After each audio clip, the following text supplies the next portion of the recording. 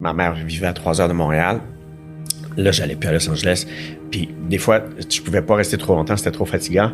Fait que des fois, je pouvais faire un aller-retour la même journée. Je partais le matin, je passais la journée, je revenais le soir pour passer le plus de temps possible avec elle. Okay. Elle habitait avec mon frère, ma mère. Mon frère, à un moment donné, il trouvait ça très lourd. Moi, j'allais la voir à peu près 3-4 fois par semaine. Elle habitait à Notre-Dame-de-Grâce. Donc, c'est à peu près 45 minutes de chez moi. Aller 45 minutes de retour. Donc, ça commençait à être quand même assez difficile. Mon frère, c'était difficile aussi pour lui. Avec les pertes cognitives. Les gens que nous accompagnons, et puis je m'identifie parmi ces gens-là, c'est qu'on a vécu des traumas de guerre, qu'on a vécu tellement de difficultés. Il faut jamais l'oublier. Il faut jamais l'oublier, puis c'est pas des choses qu'on peut oublier même par choix. C'est dans votre chair, c'est dans votre corps. C'est dans nos bagages, puis on arrive et sur ces obstacles, on rajoute le poids de proches aidants. Bonjour, ici Marina Orsini et bienvenue à Des histoires qui résonnent, le balado des proches aidants, qui est produit, comme vous le savez, par l'Appui pour les proches aidants, notre 5e saison. Cette semaine, nous explorons une réalité que vivent de nombreux proches aidants. Beaucoup de monde, c'est leur réalité, accompagner quelqu'un qu'on aime quand les kilomètres nous séparent. Alors, comment rester présent quand on vit loin, quand on habite loin? Comment maintenir le lien malgré la distance? Et si on parle d'immigration aussi, les différences de culture, comment naviguer entre deux cultures quand vient le temps de prendre soin de nos parents? Et pour en parler, je reçois le comédien Yannick Trousdale, qui a accompagné sa mère atteinte de Parkinson pendant 15 ans depuis Los Angeles. Il habitait les États-Unis. Alors, l'entente, c'était un appel par jour sans exception. Habib El-Haj, lui, vit les défis d'accompagner sa maman entre deux langues et deux cultures. Et il y a aussi Lisa Mesrob-Chahinian de l'organisme Haïdoun qui va nous éclairer sur les réalités particulières des familles immigrantes dans la proche aidance. Bel épisode. Bienvenue au balado des proches aidants.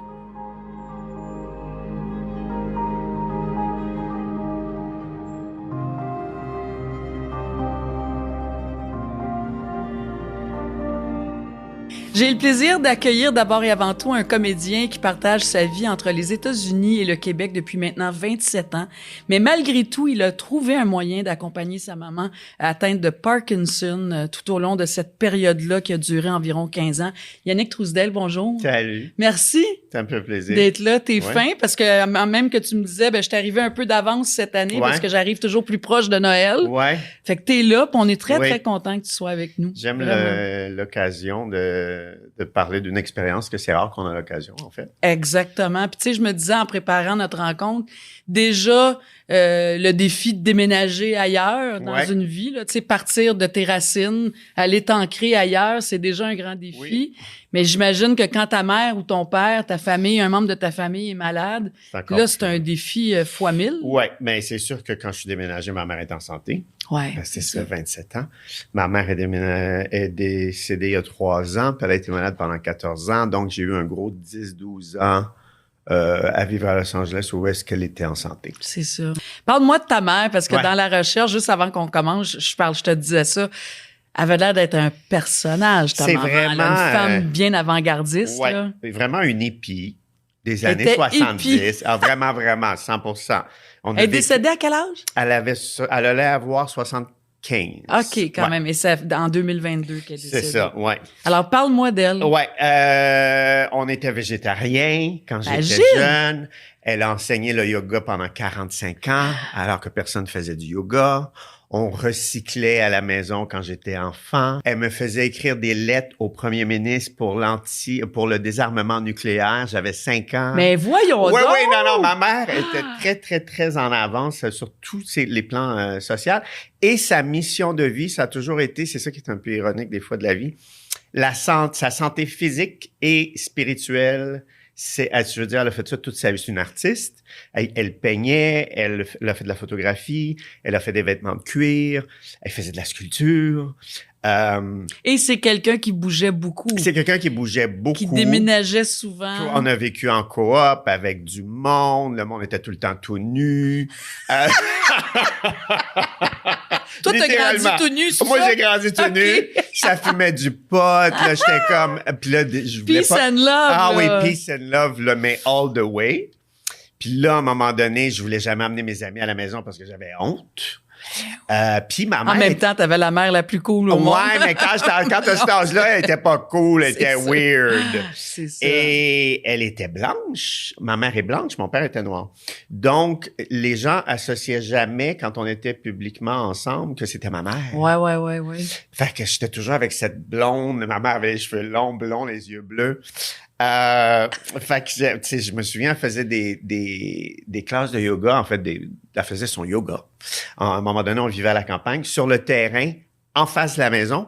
Fait que quand l'école, l'autobus scolaire venait me chercher, elle faisait ses pauses de yoga, de salut au soleil. Et les enfants, là, tous les élèves riaient de moi. Oh, fait que ça quand même, on rit, là, mais ça a dû être difficile. Non, très quand difficile. même. Oui, très difficile. Puis ça m'a touché tantôt parce qu'avant qu'on commence, encore une fois, on avait amorcé notre échange, mais tu dis qu'à un moment donné, cette instabilité-là, parce que vous bougiez souvent, c'est toi qui as demandé d'aller vivre avec ta grand-mère. Toi, tu cherchais de la stabilité. Moi, je voulais de la stabilité. Un enfant d'instinct comprend que des balises, des règles, une stabilité, ça te sécurise, en fait. Et comme on déménageait tellement souvent, à un moment donné, ma mère, ma première année de secondaire, elle a dit, on s'en va en Inde. Je dis, qu'est-ce que on s'en va en Inde? Ben, elle dit, parce que moi, je m'en vais à l'école. Oui, c'est ça. Mais non, elle avait booké un voyage en Inde pendant 8 mois. Fait que c'est moi qui ai dit, ben, je vais pas, maman, voyons, j'ai de l'école, c'est ma première année de secondaire. Ben, elle m'a dit, oui, mais l'école, Yannick, c'est pas tout, là. Tu vas apprendre autant. Mais elle avait raison d'une certaine façon. Ben oui, mais pas toi. Toi, mais moi, non. C'était déstabilisant. Ben non, pour c'est toi. ça. Fait que je suis mais pas t'étais allé. quand même assez mature pour dire non, à ta minute, là, moi, ça me crée je me sens pas bien. stable. Ouais, exact. Ouais. Ouais, ça m'a en fait, quand t'as une mère comme ça, j'avais pas de père. Quand t'as une mère comme ça, tu deviens vite l'adulte dans la relation. Ouais. Puis dis-moi, parce que partir justement vivre à Los Angeles, parce que tu travailles à Los Angeles, t'es un acteur à Los Angeles, on te connaît dans certaines émissions dont j'oublie la fameuse émission Gilmore Girls, exactement. Ça, ce départ-là, quand tu lui as annoncé que tu t'en allais vivre aux États-Unis, ça l'a pas bien surpris. Non, ma mère... OK. Ma mère était tout le temps à vivre et laisser vivre. Ah, ben j'espère que ça va être le fun. En autant que j'étais heureux. Fait que le souci qu'il y a eu, c'est qu'au bout d'un an, j'étais pas heureux à Los Angeles parce que j'avais pas d'argent, j'avais pas de travail. Fait que là, j'étais comme en mini-dépression, je pleurais tout le temps. Fait que là, ma mère, elle a dit, ben tu là... t'en viens à la maison. Ben oui, elle dit, reviens à Montréal, là, ça va faire. Fait que je m'étais donné jusqu'à ma fête pour avoir un signe clair que je reste ou non à Los Angeles. Puis je me suis dit, si j'ai pas de job, j'ai pas de signe, je reviens à Montréal. Puis j'ai pogné Gilmore Girls une semaine avant ma fête. Et puis ça, c'est 7 ans, là, pendant 7 ans, c'est ça? Pendant 7 ans, oui, c'est ça. Fait que finalement, je suis jamais revenu. Mais je suis toujours revenu l'été. Oui, c'est ça. J'ai toujours eu une maison à Montréal. Je suis toujours revenu l'été. J'ai toujours vu ma famille l'été et à Noël. Fait que ça a jamais changé depuis 27 ans. Là. Puis ta mère habitait les Laurentides. Exact. Et elle avait un conjoint. Elle avait un conjoint oui, pendant 45 c'est ça. ans. Fait que ça changeait un peu la donne parce que là, on va arriver justement à l'histoire du Parkinson. Ouais. Ta mère était en couple. Fait que déjà, ça, c'est quelque chose qui est rassurant. Et lui, qui peut l'être, en tout cas. Et lui, formidable. Mais parlons-en, justement. Donc, comment c'est arrivé, ça, le Parkinson dans la vie de ta mère? Comment parce que c'est une femme en santé. Super en santé. Elle a juste fait ça, manger des légumes, puis du tofu, puis...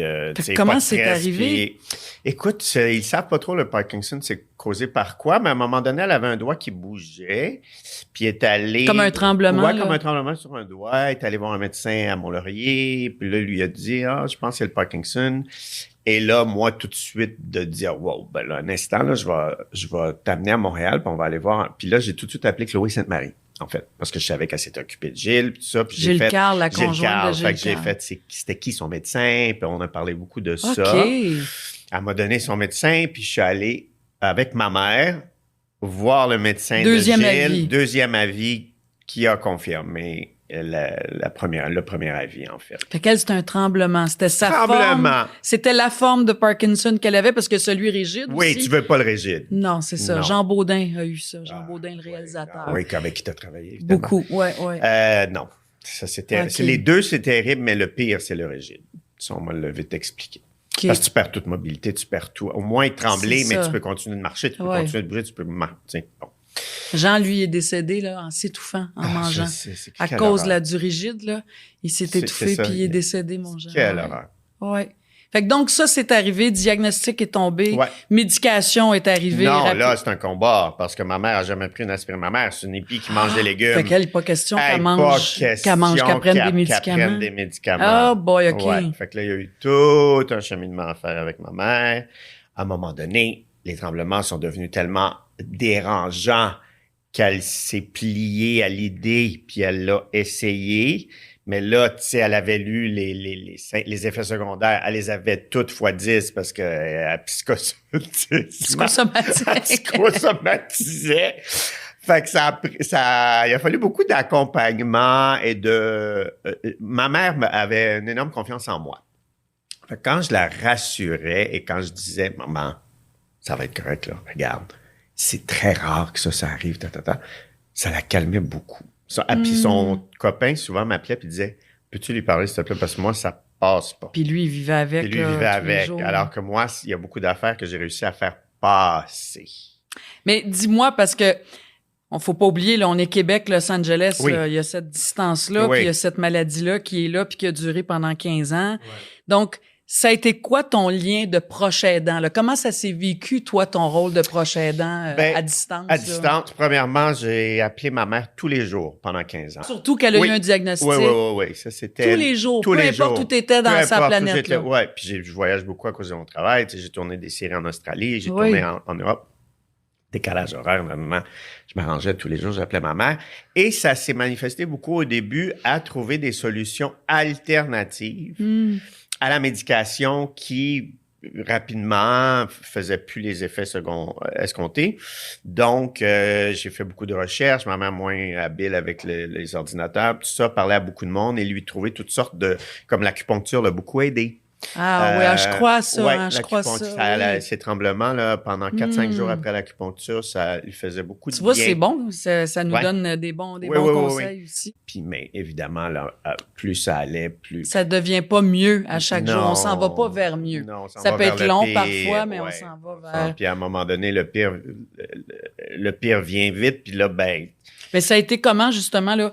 C'est quoi, les 2-3 premières années, puis après ça, au bout de 5 ans, il y a eu Je dirais que les 5 dernières années, vraiment, qualité de vie réduite, elle ne pouvait plus conduire, tout ça, tout ce qui était indépendance, elle l'avait plus. Comment elle l'a vécu, ça? Parce que c'était une femme libre, ta mère, hein? Je pense qu'il y a eu beaucoup il y a eu une longue période d'acceptation. Je pense que ma mère, elle l'a jamais dit en mots, mais je l'ai senti en énergie. Elle s'est sentie un petit peu trahie par la vie.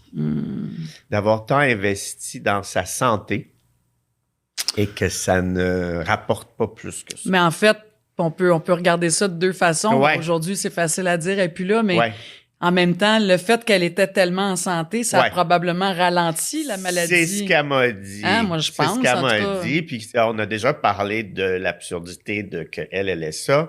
Puis elle m'a dit, tu sais, tout ce que j'ai fait dans ma vie, toutes les colloques, pas les colloques, mais comment tu appelles ça, les thérapies, elle a fait je sais pas combien de séminaires, puis d'affaires, puis de méditation à la pleine lune, puis de cheminement spirituel, puis tout ça. Elle dit, j'ai tout aimé ça. Puis manger comme j'ai mangé, puis ça, j'enlèverais rien de ça. J'ai eu du plaisir à faire ça. Donc, il n'y avait pas de regret là.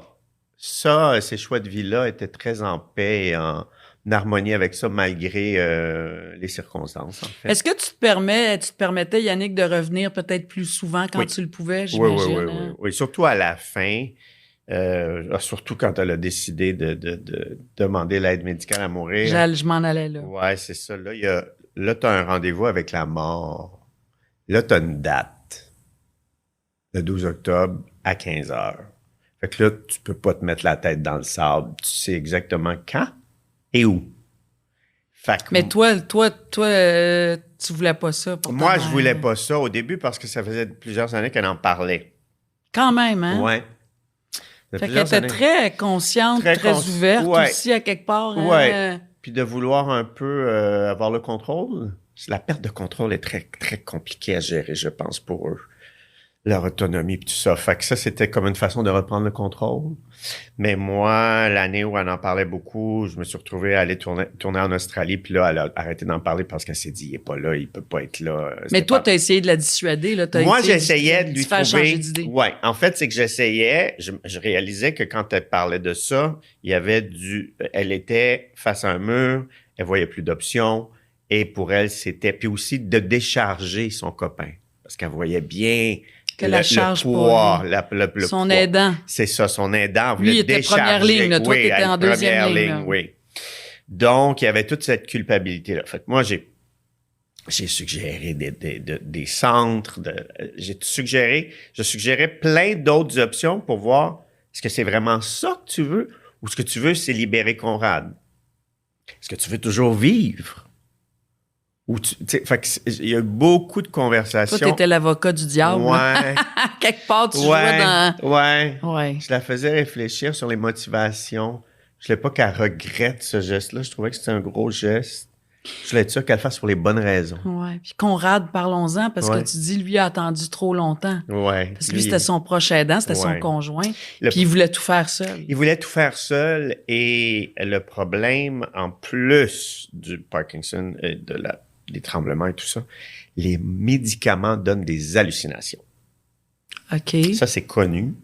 Mais ma mère s'obstinait à penser que ces hallucinations n'étaient pas des hallucinations.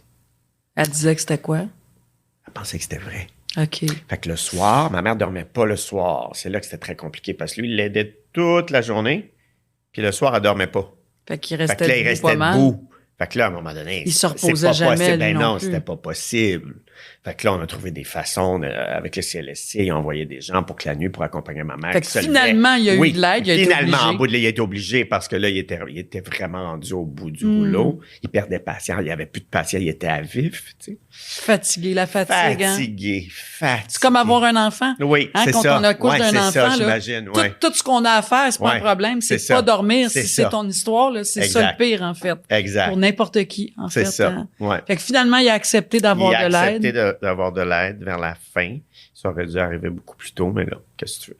Et, les fameuses hallucinations de ma mère, quand elle se réveillait, elle voyait du monde dans le salon, puis qui parlait, puis du monde pas le fun, du monde le fun, c'était tout mélangé, plein de personnages, en tout cas. Ça, c'était compliqué à gérer. Aussi, moi, je la ramenais, je dis, maman, tu sais, elle disait, ouais, mais c'est je pense que c'est ma mère qui était spirituelle puis un peu nouvelle âgeuse. Elle dit, ouais, mais je pense que c'est des esprits qui, mais je dis, maman, t'as 70 ans, t'as jamais eu de don pour communiquer avec des esprits, t'en as jamais eu dans ta, soudainement. Fait que c'est pas ça, c'est pas ça. S'il pétait sa ballonne un petit peu, là. Mais pour lui redonner un pouvoir, parce qu'elle se sentait victime de ces mondes-là qui la harcelaient la nuit quand elle se levait. Fait que j'essayais d'y casser cette affaire-là, mais bon, tu sais, ma voix ne peut pas être plus forte que les médicaments, là. C'était pas de sa faute, en fait. Puis ultimement, c'est sa vie à elle, parce qu'on parle de l'aide médicale à mourir, là. Je veux dire, toi, t'étais pas d'accord avec ça, mais en même temps, quand t'es celle ou celui qui souffre dans ton corps, dans ton esprit, il faut respecter ça. Oui. Mais c'est difficile. Le cheminement est pour l'entourage et pour elle. Mais, à un moment, tu sais, quand le choix a été fait, je veux dire, il y avait plus je résistais plus au choix. J'ai accepté le choix et j'ai fait avec le choix. Puis tu sais, ma mère vivait à 3 heures de Montréal. Là, j'allais plus à Los Angeles. Puis des fois, je pouvais pas rester trop longtemps, c'était trop fatigant. Fait que des fois, je pouvais faire un aller-retour la même journée. Je partais le matin, je passais la journée, je revenais le soir pour passer le plus de temps possible avec elle, vider toutes les dossiers. J'ai eu une enfance compliquée, c'était compliqué avec ma mère. Donc, vider tous les dossiers pour qu'on parte. T'as eu le temps de faire ça? Ah, vraiment, vraiment, vraiment. Donc, de parler. J'ai vidé. Il n'y a pas rien qui n'a pas été nommé. Ça t'a fait du bien, ça? Tout a été nommé, ouais.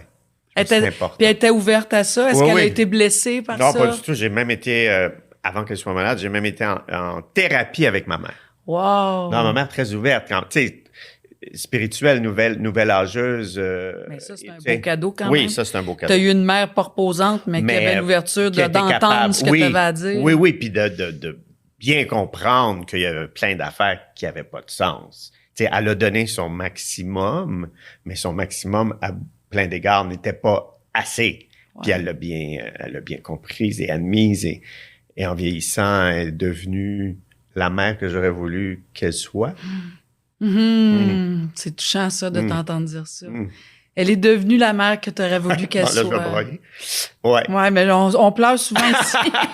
Mais ça fait partie du concept. En fait, c'est que ça fait du bien. Ouais. Parce que, tu sais, les gens qui nous écoutent, là, je veux dire, Ouais. ils se connectent à toi, là, ils se connectent à nous parce qu'on se reconnaît entre proches aidants puis c'est sûr. dans nos expériences d'accompagner des gens près de nous. C'est tu sais. sûr. Mais tu ça, sais, c'est quand même un beau cadeau, Yannick. Vraiment. Oui, vraiment. Puis j'ai écrit comment t'appelles ça?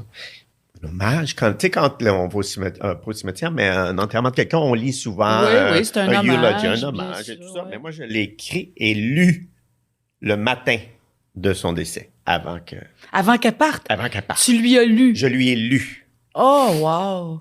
Qu'est-ce que ça disait? Tu te souviens-tu des bouts? Ah, je pourrais pas premièrement, je serais incapable de parler pendant 15 Ok. minutes si je retourne là-dedans. Mais, puis ça m'a pris 2 mois à écrire ça parce qu'à chaque fois que j'écrivais ça, je pleurais toutes les larmes de mon corps.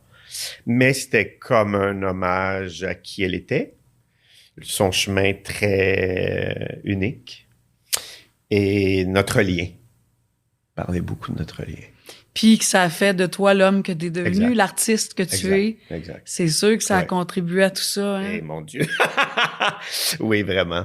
C'est drôle, je pense à Boucard Diouf Ouais. qui est venu nous rendre visite. Puis je me souviens plus du terme qu'il utilise, mais c'est parce que ça me fait aussi penser à ma mère, à moi, là, Ouais. quand elle est décédée. Mais il disait que c'est dans avant qu'ils partent qu'il faut leur dire Oui. hein, ce Oui. qu'on sent, ce C'est qu'ils ça. ont été, Oui. leur rappeler leur Ah, ouais, vie. Moi, ouais. j'ai fait ça la veille du Ah. décès de ma mère. Bravo. Ah oui, ça a été C'est un grand extrêmement... moment. C'est un grand moment. Grand moment. De dire à quel point j'avais été heureuse Ouais. d'être sa fille, combien un j'avais grand été moment. fière d'être sa fille. Ah puis- ouais. Mais tu sais, j'ai braillé ma vie pendant une demi-heure. Là. C'est Puis à un moment donné, ça, elle m'a juste regardé puis elle m'a dit « Bon, changes-tu de sujet? Ah! Puis j'ai dit « Ben Ouais, oui. là, ouais, c'est ça, ça devient... Puis on a mangé le petit déjeuner.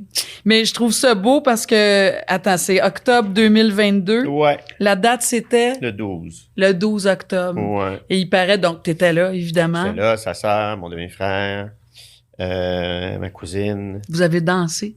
On a dansé. C'était le matin même. La veille, en tout cas, le soir, on a dansé, j'ai une vidéo. Mais tu sais, elle avait pas l'énergie de danser, elle avait pas mais je pense que l'énergie... Elle savait qu'elle partait le lendemain. Ah, Fait ben qu'il y oui. avait comme une énergie en elle hors Hors pas naturelle, temps, là. là, hors temps. Là. C'est Ouais. comme si toute l'énergie de l'univers venait l'aider à vivre son dernier 24 heures. Là, tu sais, avec un peu plus de oomph. Puis elle était dans la joie. Puis il paraît que vous avez Ah ouais, dans dansé la sur joie. la chanson Happy. Oui, ça c'était le matin même. Oui, on a dansé la chanson. On mettait de la musique. Ma mère aimait beaucoup la musique. Je tiens ça d'elle. Moi, quand je me lève le matin, la première chose que je fais, c'est que je mets de la musique. Et je sais pas avouer, tu sais, ma mère, la joie, c'était très important. Fait que j'ai fait, la tune Happy. Fait que je l'ai mis. Puis là, on a dansé là-dessus, mais elle connaissait pas ça. Je dis, tu connais pas cette tune-là? Elle dit, ben non, j'ai jamais entendu ça. Mais tu sais, bon, une autre génération, une autre, c'est ça. Et puis, avant que le médecin arrive, je me souviens plus quelle tune il jouait. Puis elle a demandé qu'on change la musique. Elle trouvait que la musique était pas assez intense. Elle dit, je trouve que ça, elle dit, il me semble qu'il faut une musique, là, plus intense que ça marche pas, là. Puis j'étais très touchée quand j'ai lu la recherche parce qu'il paraît que ta mère, dans son calendrier, Ouais. la date, c'était écrit l'envol. Ouais. Ma mère, elle était obsédée par les oiseaux et les papillons. Fait que je pense que c'est pour ça qu'elle a mis ça comme ça. Là, c'est moi qui vais pleurer, par exemple. Ouais. Dis-moi, Yannick, qu'est-ce que tu... ça a été sur une période de 15 ans dans ta vie, donc Ouais. ta maman comme ça, déjà à distance, puis qu'est-ce que tu as retenu? Qu'est-ce que tu retiens? Parce que ça a fait 3 ans, là, c'était comme si c'était hier. Hein? Ouais. Tu te sens-tu comme ça? Ah, je me sens comme si c'était hier. Oui, hein? Ouais. Tu sais, moi, ma mère, ça a fait 12 ans cet été. Puis, J'ai l'impression que ça fait 4-5 ans que c'est ma fou, mère hein? est partie. La notion de temps. Ouais. Ben, la mer, qu'est-ce que tu veux? On vient de là. C'est notre maison. On vous a porté. On nous a portés. Vous avez poussé dans notre ventre. C'est quand même... C'est fort, pas, hein? c'est pas anodin. Fait que ce Puis lien... toi, t'as senti que t'as été aimé par ta mère dans ta vie? Même malgré l'instabilité, là. Ouais, en toute transparence, pas dans ma jeunesse. Ok. Je me sentais beaucoup, je vais le dire en anglais parce que ça sonne mieux que pour moi en anglais, afterthought. il y avait plein d'affaires dans sa vie qui l'occupaient. Tu passais Puis il y avait, en deuxième un peu. Ouais. Ah, puis Yannick, hey, on s'en va en Inde. C'est vrai, excuse. J'ai oublié de te le Viens-tu? dire. Ouais, viens-tu? Fait que je me suis jamais senti important. OK. Une priorité. Mais choisie. à la fin de sa vie, Mais à la oui. fin, oui. Après, adulte, puis tout ça, quand, tu sais, elle m'a eu à 21 ans, donc c'est un petit peu jeune. Elle était jeune, Un elle petit était peu très jeune. jeune. Fait que je pense qu'avec la maturité, puis tout ça, elle a bien compris qu'il y avait des affaires qui n'avaient pas d'allure, mais c'était loin d'être une mauvaise personne. Oui, tout ben ça, non, là, tu sais, ben c'est- non. Fait que qu'est-ce que tu as gardé de Ouais. cette période-là? On pourrait quasiment dire ce 15 ans-là, mais Ouais. peut-être plus les dernières années. Ouais. Quand tu penses à cette période-là de ta vie qui va être ancrée en toi pour l'éternité, Mhm. c'est clair. Mm. Surtout avec ce que c'est devenu, Ouais, hein, les derniers moments de vie ensemble. Ouais. Qu'est-ce que tu retiens? Qu'est-ce que tu as appris de toi? ouais. Il y a beaucoup de choses. Il y a des choses même contradictoires. J'ai appris que de la vie, en fait, Ouais. on peut faire tout ce qu'on veut. Il faut le faire de la place qui part d'une place où ça nous rend heureux. Mais il faut ne pas s'attendre à un résultat précis qu'on ne contrôle pas. Les attentes. Les attentes. On a trop d'attentes. On a trop d'attentes. C'est tellement vrai. Et ça, j'ai lâché sur... Ben oui, mais moi, j'ai fait ça, je devrais avoir ça en retenue. Non, ça marche pas de même. On sait rien. On sait rien. On sait rien. Non. On sait pas Puis on tantôt. contrôle rien. On en Exactement. contrôle des bouts. Ouais, ouais. Je pense qu'on contrôle comment on reçoit les choses qui nous arrivent, de quelle place on les prend. Ça, on contrôle ça. Mais ce qui nous arrive, je suis très ambivalent par rapport à ça. Donc ça, que la vie, c'est court. Puis qu'en fait, avec ce que tu dis, ça me fait penser à ultimement là, tout ce qu'on c'est d'être dans le moment présent. Exact. Donc ta présence Ouais, ta présence au dans moment ta vie, présent. que ce soit Ouais, auprès de ta mère, dans ton amour, Ouais. dans ton travail, Ouais. dans tes amitiés, exact. c'est juste ça qu'on peut contrôler à quelque Exact. part. Hein? Oui, vraiment. Ça, puis aussi, tu sais, vu que je vis à l'étranger depuis tellement longtemps, quasiment 30 ans, puis que j'ai une petite famille, puis que je connais pas mon père, puis tout ça, j'aime ma famille, je suis près de ma famille, mais ils avaient pas la place qu'ils ont maintenant. Ça t'a fait comprendre Oui. ça. L'importance de qu'ils ont la dans ta vie. famille, ouais. Hmm. C'est de là qu'on vient. C'est vrai que je ne comprenais pas avant. C'est le terreau dans lequel Ouais. on a poussé. Ouais. Hein? Ouais. Puis étant noir, un artiste, ma famille est toute blanche. Fait que je me suis toujours senti un peu comme un extraterrestre. Hmm. Mais non, je suis pas un extraterrestre. Mais non, C'est ma famille. exactement. C'est Ça n'a tes pas rapport, racines. c'est mes racines, ouais. Ouais.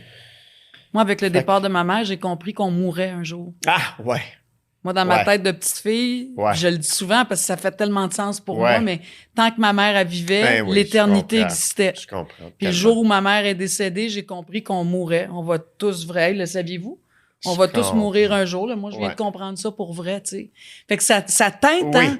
Ça teinte toute la suite, en fait. Toute la suite. Ça teinte toute la suite. Ça a fait ça pour Vraiment. toi aussi. Oui, hein? vraiment, vraiment, vraiment. Hmm. Il y a un avant et un après. Qu'est-ce que tu dirais en terminant, Yannick, à ceux qui justement vivent à distance? Il y a beaucoup de gens, Mhm. là. Les parents sont au Québec, Ouais. la fille est en Ontario, le fils Ouais. il est en Allemagne. Il y a beaucoup de culpabilité qui peut venir avec ça. Ouais, c'est tellement des circonstances qui sont différentes de fois en fois. Tu sais, moi, j'avais la chance, ma mère avait un conjoint qui était très impliqué, qui était très là. Mm. Je connais d'autres histoires de gens que dès que la personne a eu le diagnostic, le conjoint est parti. C'était trop pour eux. Ouais, En même absolument. temps, tu peux pas les juger. C'est trop pour toi, c'est trop pour toi. T'es peut-être pas mieux d'être là, en fait. peut C'est pas peut-être juger. bien, on peut pas juger. Fait que, je pense que il faut donner ce qu'on est capable de donner. Moi, je sentais que même si j'avais été là physiquement à tous les jours, j'aurais rien amené de plus. Mon support Parce que Conrad était là, très présent. très présent, puis je palliais là où lui avait besoin de... Toi, t'étais le recul que lui avait pas. Exact. Hein, il y avait de oui, ça puis aussi. la voix Ouais. qui facilitait plein de décisions, parce que dans une maladie, il y a plein de décisions. Tout le temps. Et ce qui est compliqué, c'est que la personne prend les décisions avec qui elle est alors qu'on voudrait qu'elle prenne les décisions en fonction de nous. Moi, il y a des décisions que j'aurais voulu qu'elle prenne, mais ma mère n'est pas moi.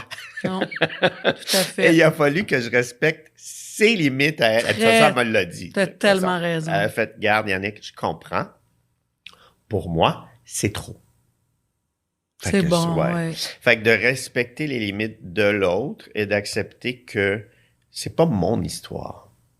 C'est son histoire. Puis toi, tu l'as vécu à plein, comme tu l'as vécu, comme vous l'avez établi. Parce que toi, t'as pas eu de sentiment de culpabilité. Non. Hein? Non, il n'y a pas eu ça. Si tu parlais à ma famille, j'ai été plus que présent. J'ai donné 1000%. Ma mère arrêtait pas de dire... J'étais très, très, très, très, très impliqué, mais c'est ma nature. Quand j'aime quelqu'un, mes amis... Si tu me dis que tu as une opération dans 1 an et demi, ça va être écrit dans mon agenda, je vais t'appeler la veille. Je suis très impliqué. Je suis pas quelqu'un qui fait les choses en surface. Je suis pas quelqu'un qui aime beaucoup le small talk. Ouais. Je suis quelqu'un qui parle plus des vraies affaires. Je vais arriver dans un souper puis je vais vite amener une conversation un petit peu plus profonde. T'as pas peur d'aller là. T'as besoin de ça. Non, en fait, moi, j'ai besoin de ça. Si c'est pas ça, je m'ennuie. Pour moi, c'est plus ça la vie, en fait. Parler de la température, je peux 2 minutes, là, mais il faut que ça switche à d'autres choses. Ouais. Je comprends. Ben, c'est une super belle qualité. Yannick, merci tellement. Ça me fait plaisir. Tu nous fais un beau cadeau aujourd'hui par ta présence, justement. J'ai senti que on a eu le temps un peu d'aller plus profondément, puis pas juste les grandes lignes. Non, c'est très apprécié parce que notre balado veut faire ça. C'est ça qu'on veut faire. Puis tous les invités qu'on a eus, là, c'est des gens qui nous ouvrent leur cœur puis qui nous laissent rentrer. Tu sais. Puis t'en fais partie dans cette 5e saison. Je te dis un immense merci. Ça me fait plaisir. Vraiment. Bonne route. Plaisir. Merci. Merci.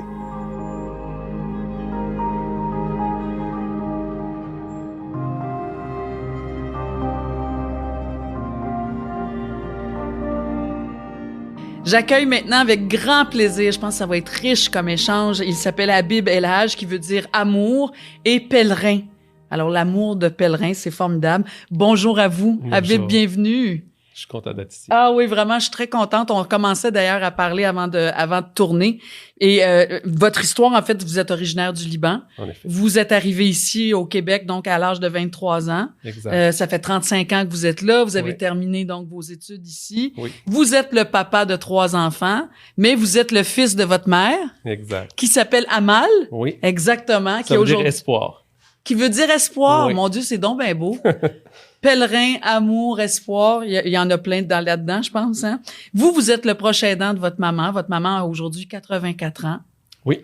Et racontez-nous un peu son parcours, parce qu'elle est arrivée ici avec vous aussi en même temps. Elle est arrivée après moi, après mon arrivée d'ici. En fait, ma mère est née en Turquie, pour commencer. Oui. Elle est née en Turquie, dans la région est de la Turquie, qui est une région chrétienne, musulmane, kurde. Donc, il y a vraiment un mélange de beaucoup de groupes ethniques. Ouais. À l'âge de 14 ans, sa mère l'envoie au Liban pour aider sa mère, c'est-à-dire sa grand-mère. Sa grand-mère. Pour rester avec elle. Et c'est là où elle a rencontré mon père, à l'âge de 15 ans à peu près. Qui, lui, était d'origine? Libanaise. Libanaise. Oui. Puis à l'âge de 16 ans, ils se sont mariés. OK. Elle s'est mariée. Et à 18 ans, elle a eu son premier enfant. À 21 ans, son deuxième. Puis 24 ans, le troisième. Donc, vous êtes trois garçons. Oui. Et parlez-moi de son parcours. Et donc, elle est arrivée ici à quel moment? Est arrivé ici. Vous êtes le premier qui est arrivé ici? Non, je suis le dernier qui est arrivé ici. OK. Oui. Au Liban, l'histoire au Liban, c'est une histoire de guerre civile, qui a commencé en 1975 et s'est terminée en 1990. Entre-temps, mes 2 frères, les 2 aînés, sont arrivés ici en 87. Donc, c'est vraiment dû à la guerre. C'est ça. Donc, mon frère l'aîné est arrivé le premier. Et ensuite, il a fait venir mon deuxième frère. Et par la suite, les 2 m'ont parrainé pour que je vienne ici. C'est fou parce que ça ressemble à l'histoire de mon père. Moi, mon père était italien. Sa famille est arrivée avec l'arrivage des Italiens après la Deuxième Guerre mondiale. Puis C'est ça qui est arrivé après. Là. Le grand-père, il vient en éclaireur, le fils Exact. arrive et les autres arrivent. C'est un C'est peu ça. la même histoire, en fait. Exact. Hein? Donc, moi, je suis arrivé, il y avait un appartement, j'avais une job le lendemain, j'avais tout, là, vraiment.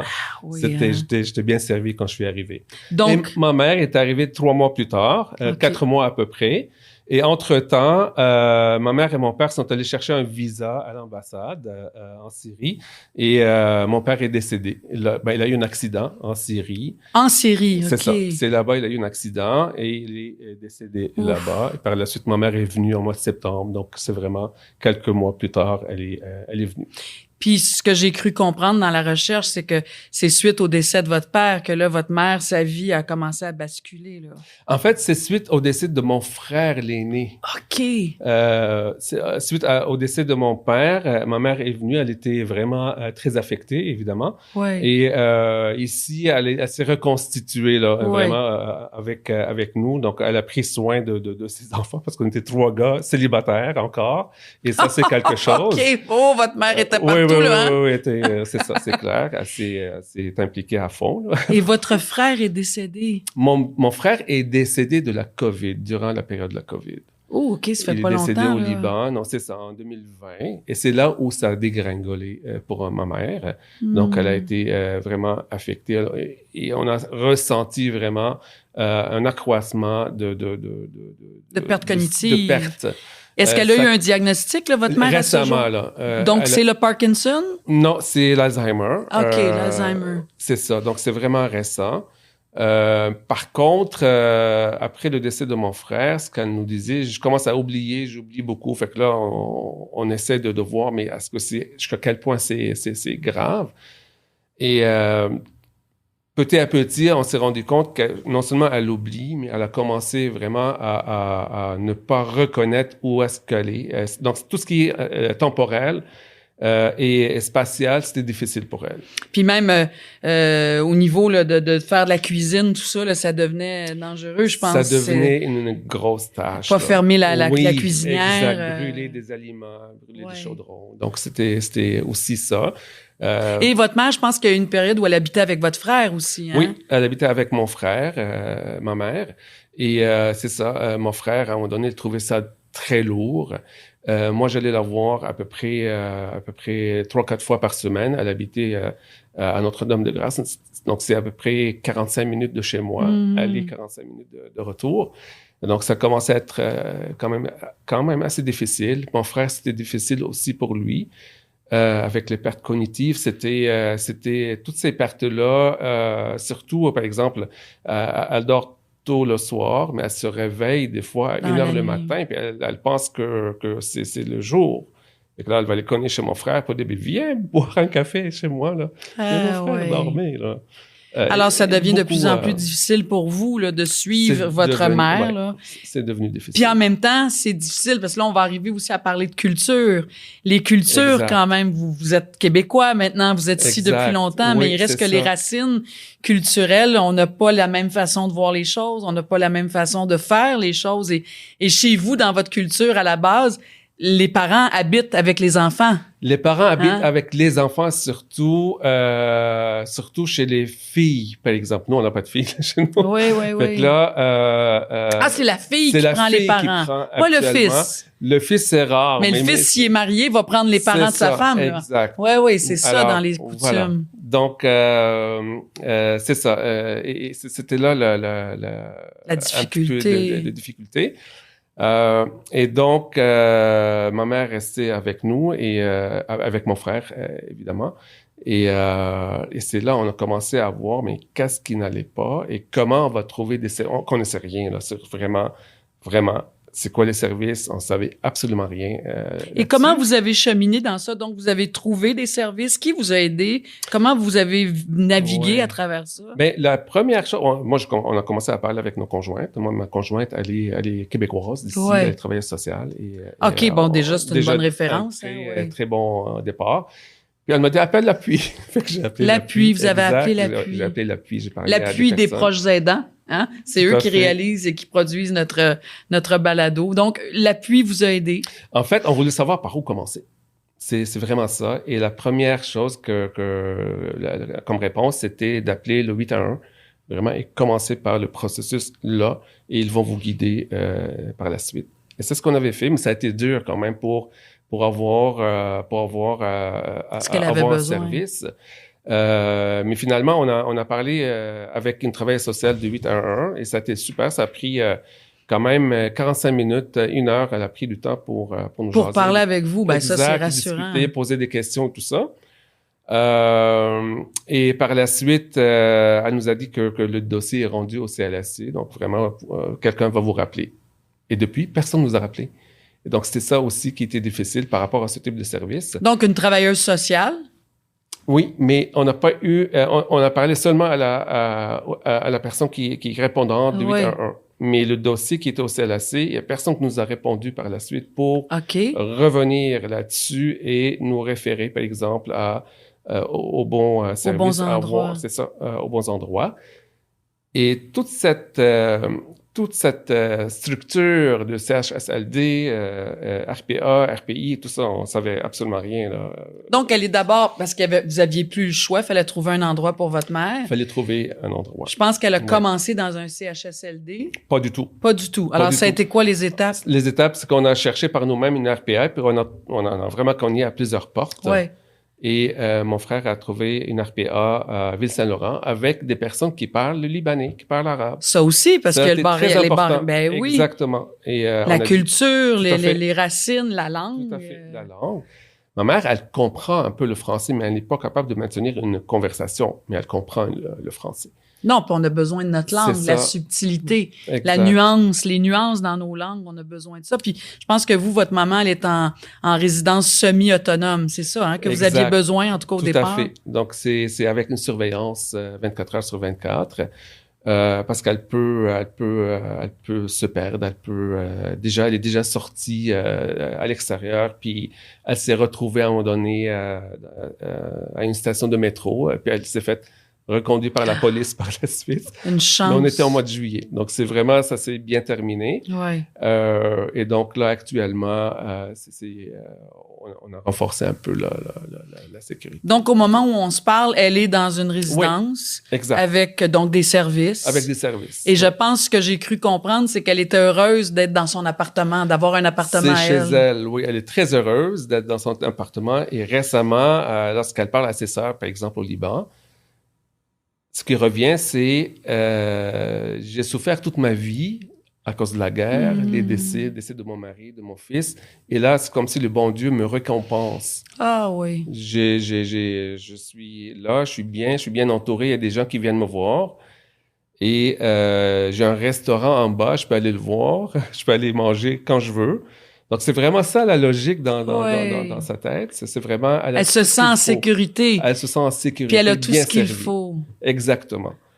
Et ça, on n'a jamais pensé à ça, comme quoi on se rentrait jusque-là. Et on est vraiment très, très content de ce résultat. Parce que pour les deux fils, là, ça a été éprouvant, là, cette route-là. Là, C'était quelque chose. Vraiment, c'était quelque chose pour se rendre jusque-là. Et là, j'espère qu'on se rend, que ça s'arrête là, c'est-à-dire... Ça va rester comme ça un bout de temps, là, que ça va être stable. Ouais, c'est ça. Ouais. J'espère que ça va être stable. Puis elle en est rendue où au niveau de sa maladie, votre mère, aujourd'hui? Parce que là, elle a 84 ans, c'est ça? Elle a 84 ans, donc elle est encore...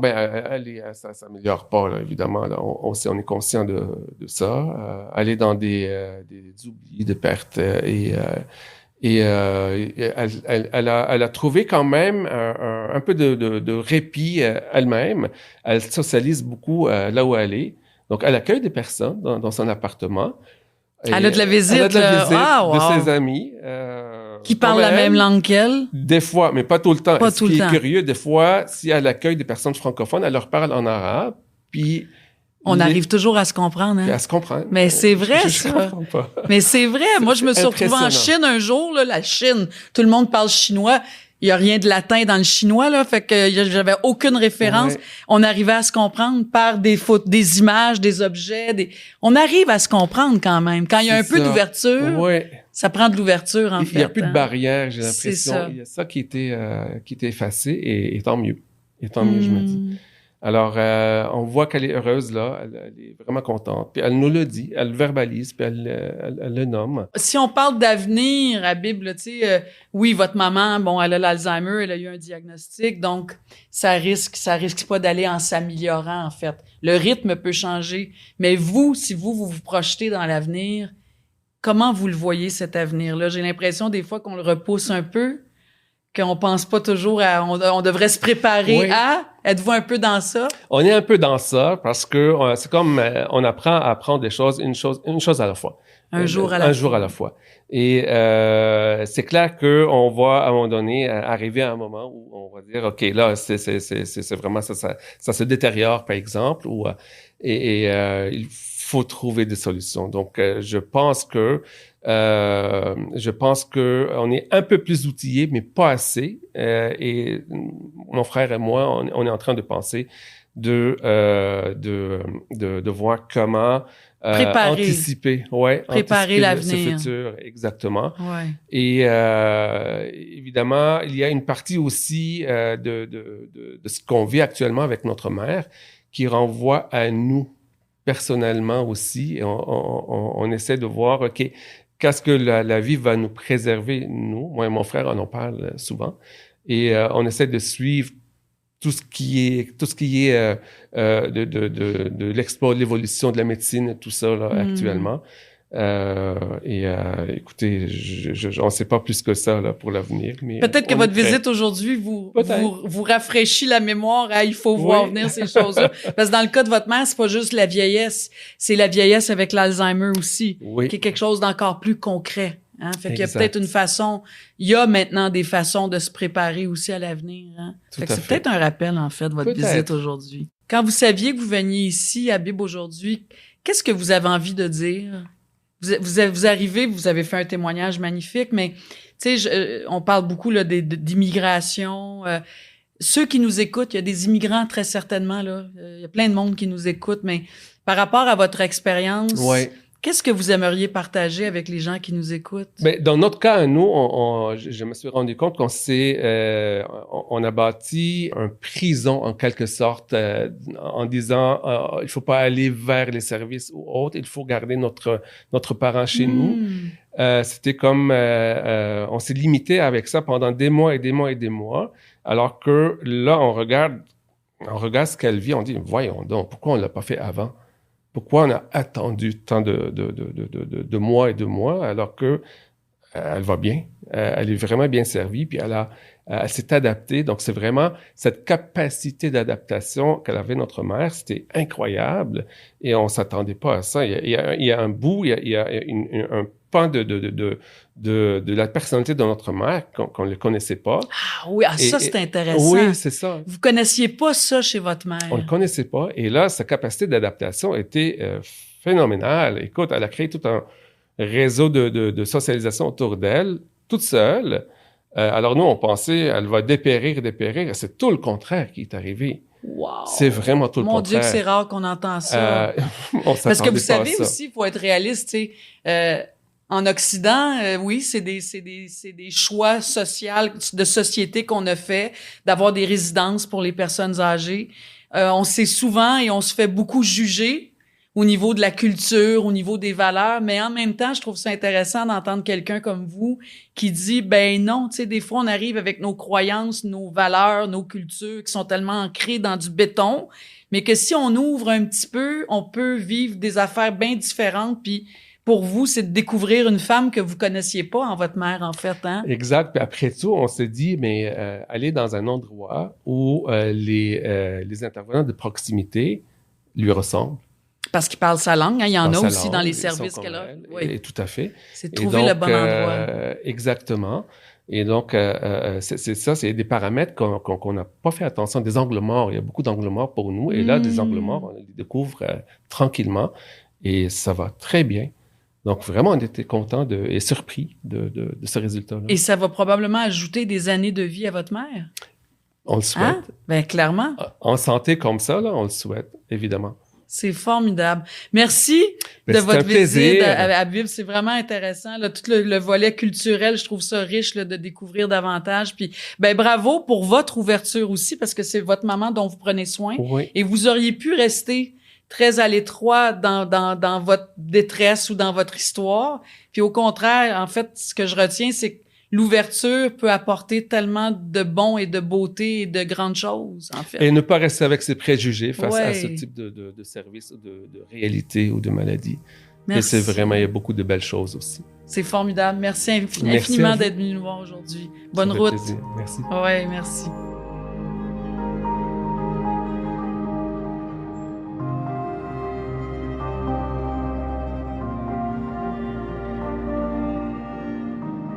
Alors, c'est au tour, et je vais lire son nom parce que je veux pas me tromper, c'est le tour de Lisa Mesrob Shahinian, qui est la directrice de Haydoun, qui est un organisme qui accompagne les proches aidants et les aînés et les proches aidants issus de l'immigration. Bonjour, bienvenue.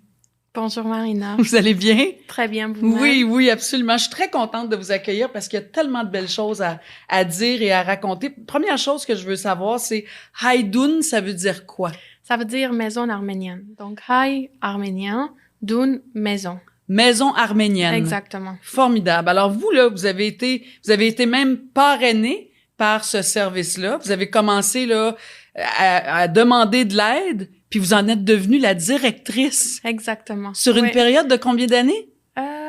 10 ans à peu près. C'est 11, incroyable. 10 ans. Ça, alors vous savez exactement de quoi vous parlez. Tout à fait. Il y a Donc, personne qui peut être mieux placé que Mhm. vous.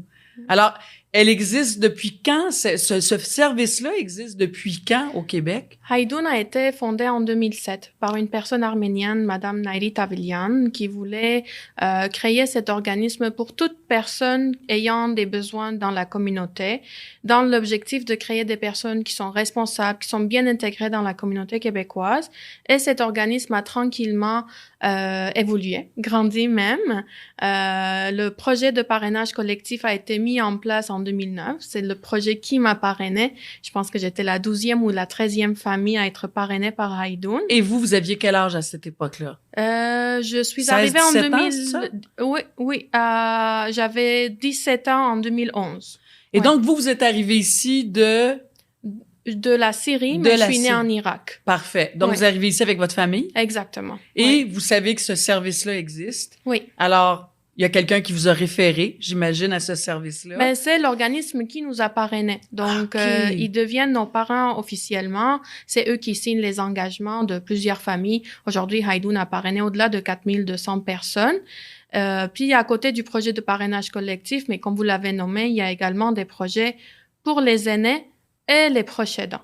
Donc, c'est les 3 volets principaux de l'organisme. Oui, puis quand on parle de parrainage, oui, l'Arménie, la Syrie, mais l'Ukraine aussi, là, ces dernières années. Il y a Oui. les Ukrainiens aussi, là, qui Exactement. ont vécu... Donc, toute grands personne qui bouleversements. est identifiée étant réfugiée puisse déposer une demande. Maintenant, il y a des défis au niveau de ce programme, mais le programme reste ouvert à toute réfugiée. Alors, quand on se dit, on va cogner à la porte de Haydoun, Exact. qu'est-ce qu'on nous offre? Qu'est-ce qu'on fait? Comment on nous aide? Ça se passe à quel niveau? Déjà, on vous accueille comme si vous êtes chez nous, dans notre maison. Puis c'est comme ça qu'on s'identifie même à nos bureaux. Puis le bureau est aménagé par des réfugiés parrainés de Haydoun pour vraiment créer une atmosphère de chez soi. Après, dépendamment de votre âge, de votre besoin, mais selon les projets qui sont offerts, vous êtes accueillis par des intervenants psychosociaux. Et Haydoun va devenir le pont pour ces gens-là, le pont vers le système, le pont vers des services. Puis des fois, on va devenir nous-mêmes, en tant qu'organisme, des proches aidants moraux à des familles qui viennent cogner la porte de Haydoun. Et je trouve ça très beau parce que votre philosophie à vous, mais j'imagine c'est ça Haydoun aussi, c'est apprendre, transmettre et redonner. Exactement. Je le sens, c'est la mission que j'ai personnellement aussi, mais c'est ce que c'est Haydoun.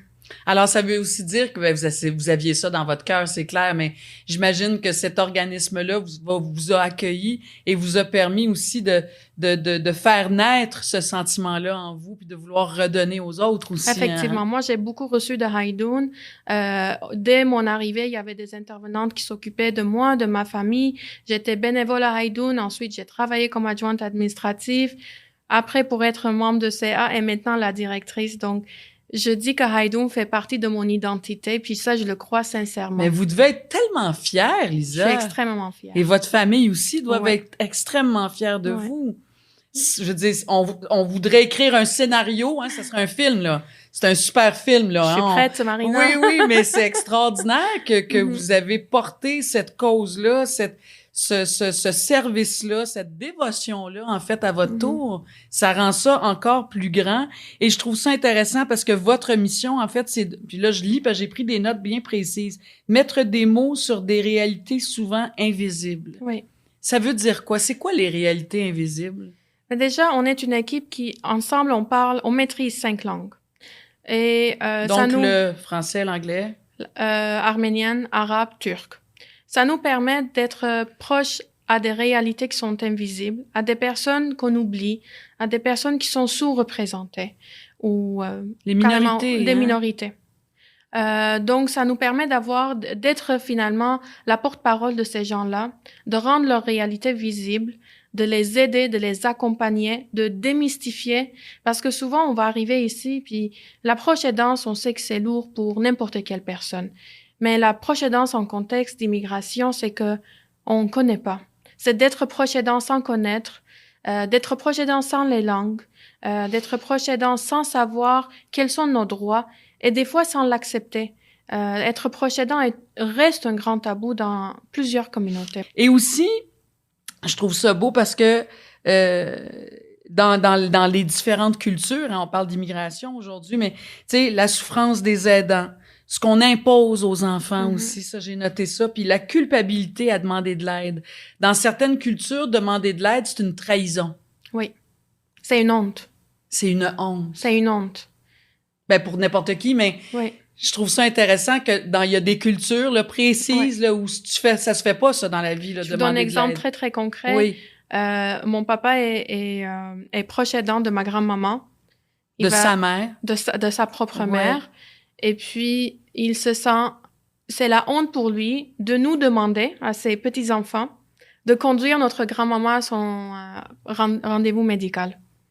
Il prend ça une responsabilité personnelle Mm. et puis c'est comme si c'était à lui de porter ça tout seul. Au lieu de penser, j'ai une équipe autour de moi. Exact. Parce que c'est ça aussi, hein. Ouais. C'est fou, ça rejoint tellement la mission du balado des proches Mhm. aidants. L'idée, c'est de sortir les gens de l'isolement, du silence, de la Oui. solitude, puis de les encourager, en fait, à aller chercher de l'aide. Mhm. Parce qu'on peut pas porter tout ce que ça symbolise, la proche aidance. Là, on porte beaucoup de chapeaux. Hein, on est médecin, on est infirmière, on est cuisinière, on est chauffeur, on est psychologue, on est tout. on est tout, Ouais, en on fait. est tout. Puis vous, donc, ça touche à ça aussi. Effectivement, ça touche à ça, puis ça rajoute des obstacles sur le trajectoire d'un proche aidant. La valise devient plus lourde parce que souvent, ce sont les gens que nous accompagnons, et puis je m'identifie parmi ces gens-là, c'est qu'on a vécu des traumas de guerre, on a vécu tellement de difficultés. Il faut jamais l'oublier. Il faut jamais l'oublier, puis c'est pas des choses qu'on peut oublier même par C'est dans choix. votre chair, c'est dans votre corps. C'est dans nos bagages, puis on arrive et sur ces obstacles, on rajoute le poids de proche aidance. Donc ça devient d'immigration. L'immigration. Et ultimement de proche aidance, parce que des fois, Ouais. c'est toute la famille qui arrive. Oui, Les parents vieillissent, tombent Mhm. malades, et la réalité de la vie, quoi. oui. C'est le exact. cercle de la vie, hein. Moi, je vois les enfants immigrer avec leur famille, je les vois comme des proches aidants administratifs. Parce que ces enfants vont traduire, ces enfants vont accompagner, vont démystifier le système, vont expliquer à leurs propres parents comment l'école fonctionne, l'enseignement, l'éducation, le système médical. Donc, C'est une charge énorme. au moment d'arriver, déjà, on va porter ce poids de devenir proche aidant. Et puis, c'est des couches qui se rajoutent. Exact. Parlez-moi du deuil au carré. La mort d'un proche réveille toutes les pertes du déracinement. Je vais vous parler de ça à travers un exemple. Il y a quelques mois, nous accompagnions une femme proche aidante et immigrante que Haydoun a parrainée. Cette femme est arrivée avec sa mère. Donc pour elle, toute son trajectoire, sortir de l'Irak, arriver en Syrie, être immigrée dans un autre pays, ensuite arriver à Montréal, sa mère était présente. Donc pour elle, son vécu est porté à travers elle et sa mère. Puis c'est indissociable. Là. exactement, Oui. c'est une seule identité. Puis pour elle, Montréal, c'est elle et sa mère. Récemment, il y a 3 mois, elle a perdu sa maman. Et puis, cette femme est venue à Haydoun me dire, c'est comme si je viens d'arriver à Montréal. Je ne reconnais plus cette ville. Pour moi, tout est nouveau. Elle a perdu son repère émotionnel. Elle a perdu la personne avec qui elle partageait des souvenirs. La langue, la culture. Tout. Profonde, ses là. souvenirs d'enfance, son vécu, son père, ses frères, sa sœur. C'est toutes des souvenirs qui étaient portés par 2 personnes. Et maintenant, elle est seule à les porter. Seule sur des terres étrangères. Puis là, c'est encore plus étrangère pour elle. Parce que elle doit continuer sa vie, mais elle a perdu ses repères. Exactement. Je trouve ça très émouvant, là, ça m'émeut énormément d'entendre ça. Parce qu'on pense pas à ça dans l'immigration. Parce qu'il y a le deuil d'avoir perdu une personne chère. Ta mère. La mère. Mais Immense. au-delà de ça, c'est tout son vécu. C'est son pays d'enfance, son pays d'origine, c'est les langues, c'est les souvenirs. Et puis, ça, c'est extrêmement lourd. Et comment vous l'aidez, cette femme? Est-ce qu'elle vient à des rencontres? Exactement. Est-ce que vous l'accompagnez? Vous essayez de l'accompagner au quotidien, j'imagine, Donc à se déjà, refaire? avec nos intervenantes psychosociales, on offre du soutien individuel. Donc, elle est rencontrée individuellement. Elle est invitée également à participer à des soutiens de groupe, des ateliers de thérapie pour les personnes endeuillées, pour les personnes proches aidantes endeuillées. Et puis, elle est accompagnée tout au long de son trajectoire. Que ça soit avant, quand elle était proche aidante, ou même le après. Puis on a même une personne responsable pour tous les dossiers de clinique, donc des cas qui sont plus complexes, qui nécessitent un soutien plus profond, mais l'accompagnement est là pour ces gens-là. Puis donc, on pourrait dire que Haydoun, ça devient sa famille. Oui. Parce qu'elle en a pas d'autres, là. Mm-hmm. Et je trouve ça très touchant aussi parce que vous dites, le but, ultimement, c'est l'expérience migratoire n'efface ni la dignité, ni la capacité d'agir. Ça, c'est la mission première de Haydoun, c'est de servir, d'aider la personne dans sa propre dignité. C'est de ne pas effacer son vécu, mais de l'accompagner à travers ce qu'elle vit. Ceux qui nous écoutent aujourd'hui, puis je suis certaine qu'ils sont nombreux, puis vous, tu sais, vous êtes bien placée, Lisa, parce que vous avez connu la guerre. Oui. Vous continuez à le porter, ça, dans votre corps, dans votre cœur. Ça s'efface pas, Marina. Ça s'efface jamais. Alors, qu'est-ce qu'on peut dire à ceux qui nous écoutent aujourd'hui, qui viennent d'arriver, là? Il y a des arrivants à toutes les semaines ou à tous les mois. Puis ces dernières années, ça a été tellement chargé, tout ce qui se passe dans le monde. Qu'est-ce qu'on dit à ces gens-là? Comment on leur donne espoir, en fait?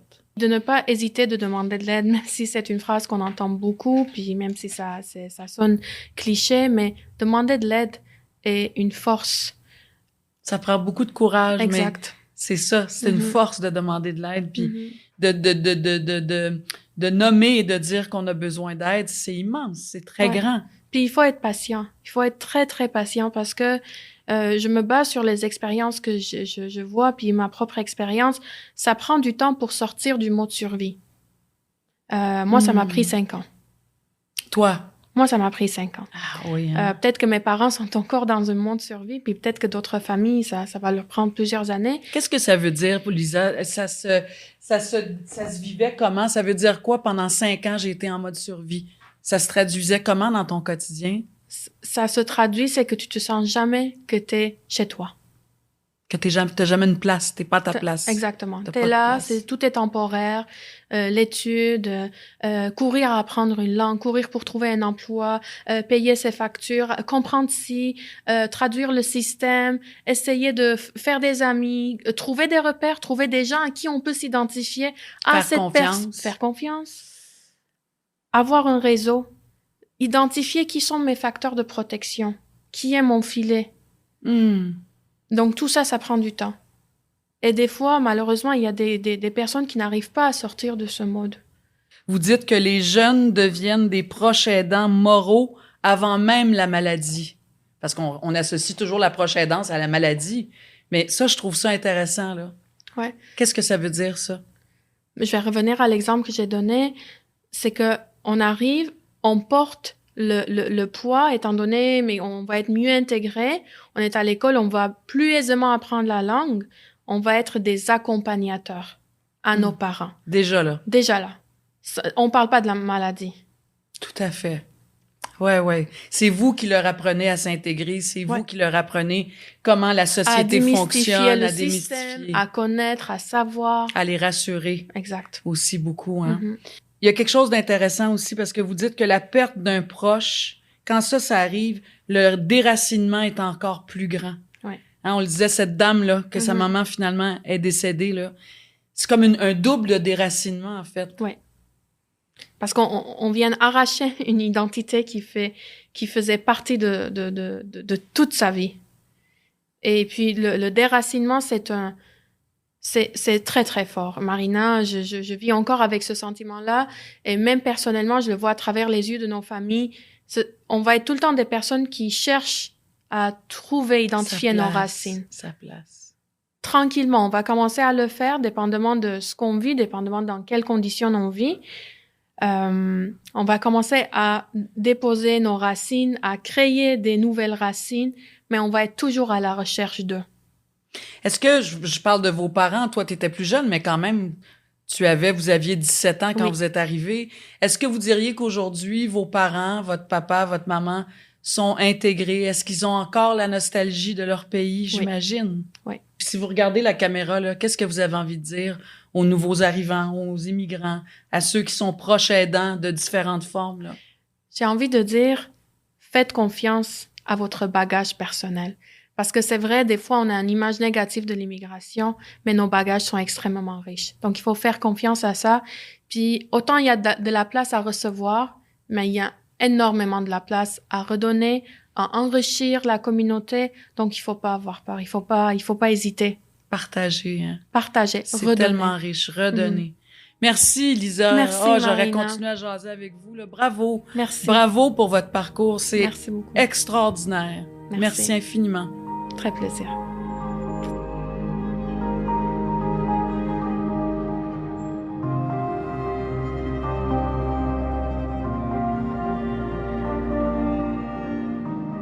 C'est déjà la fin, de cet épisode des Histoires qui résonnent, le balado des proches aidants.